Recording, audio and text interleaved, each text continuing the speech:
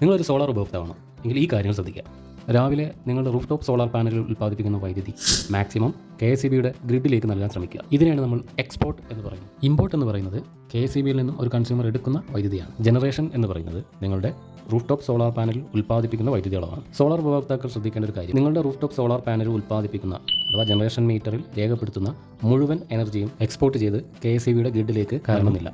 ആ ഉപഭോക്താവ് രാവിലെ അവിടെ വൈദ്യുതി ഉപയോഗിക്കുന്നുവെങ്കിൽ റൂഫ് ടോപ്പ് സോളാർ പാനലിൽ ഉൽപ്പാദിപ്പിക്കപ്പെട്ട വൈദ്യുതി ഇദ്ദേഹത്തിൻ്റെ ഉപയോഗം കഴിഞ്ഞതിന് ശേഷം ബാക്കിയുള്ള എനർജി മാത്രമേ KSEBയുടെ ഗ്രിഡിലേക്ക് എക്സ്പോർട്ടായി മാറുന്നുള്ളൂ. ഈ എക്സ്പോർട്ട് യൂണിറ്റ് കൂടിയാണ് KSEBയിൽ ബാങ്ക്ഡ് യൂണിറ്റ്സ് ഉണ്ടാകുന്നത്. ബാങ്ക്ഡ് യൂണിറ്റുമായി ശ്രദ്ധിക്കേണ്ട കാര്യം, ഓരോ മാസവും മീറ്റർ റീഡർ ബില്ലെടുക്കുന്ന സമയത്ത് ഇമ്പോർട്ട് കൂടുതലാണെങ്കിൽ അത് ബാങ്ക്ഡ് യൂണിറ്റ്സിൽ നിന്നും അഡ്ജസ്റ്റ് ചെയ്യുന്നതാണ്. ഉദാഹരണത്തിന് ഒരു കൺസ്യൂമറുടെ ഇമ്പോർട്ട് എന്ന് പറയുന്നത് അഥവാ KSEBയിൽ നിന്ന് എടുത്ത യൂണിറ്റ് 100 അദ്ദേഹം എക്സ്പോർട്ട് ചെയ്തത് 50 യൂണിറ്റാണ്.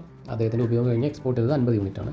അയാളുടെ കൺസംഷൻ എന്ന് പറയുന്നത് അപ്പോൾ 50 യൂണിറ്റ് ആയിരിക്കും. അതായത് ഇമ്പോർട്ട് മൈനസ് എക്സ്പോർട്ട്, അങ്ങനെയാണ് ബില്ലിങ്ങിനുള്ള യൂണിറ്റ് അഥവാ കൺസംഷൻ കണക്കാക്കുന്നത്. നിലവിൽ ആ കൺസ്യൂമർക്ക് ബാങ്ക്ഡ് യൂണിറ്റ്സായി 200 യൂണിറ്റ് ഉണ്ടെങ്കിൽ അടുത്ത മാസത്തേക്ക് അദ്ദേഹത്തിന് 150 യൂണിറ്റ് ബാങ്ക്ഡ് യൂണിറ്റ്സിൽ ഉണ്ടാവുകയുള്ളൂ. കാരണം ഈ മാസം 50 യൂണിറ്റ് ഇമ്പോർട്ട് കൂടുതലായതിനാൽ ബാങ്ക്ഡ് യൂണിറ്റിൽ നിന്നും അത് മൈനസ് ചെയ്യുന്നതാണ്. ഒപ്പം തന്നെ സോളാർ കൺസ്യൂമർ ശ്രദ്ധിക്കേണ്ട കാര്യം, KSEB വർഷത്തിലൊരിക്കൽ ഈ ബാങ്ക്ഡ് യൂണിറ്റ്സ് എത്രയാണോ ബാലൻസ് ഉള്ളത് അതിനെ പൈസയാക്കി അദ്ദേഹത്തിൻ്റെ ബാങ്ക് അക്കൗണ്ടിൽ ക്രെഡിറ്റ് ചെയ്യുന്നതാണ്.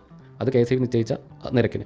അത് കഴിഞ്ഞ വർഷം വരെ സെപ്റ്റംബർ മാസങ്ങളിലൊക്കെയാണ് ചെയ്തിരുന്നതെങ്കിൽ ഈ വർഷം മുതൽ അത് സാമ്പത്തിക വർഷം അതായത് ഏപ്രിൽ 1 മുതലാണ് ആ കാൽക്കുലേഷൻ ഉണ്ടാവുക. അതുകൊണ്ട് തന്നെ ഈ വർഷം ബാങ്ക്ഡ് യൂണിറ്റ്സ് പലരുടെയും ഈ മാസത്തേത് ബ്ലോക്കാക്കിയിട്ടുണ്ട്. അതുകൊണ്ട് തന്നെ ഈ കൺസംഷൻ്റെ പൈസ മുഴുവനായിട്ടും നിങ്ങൾക്ക് ബില്ലിൽ കാണാം.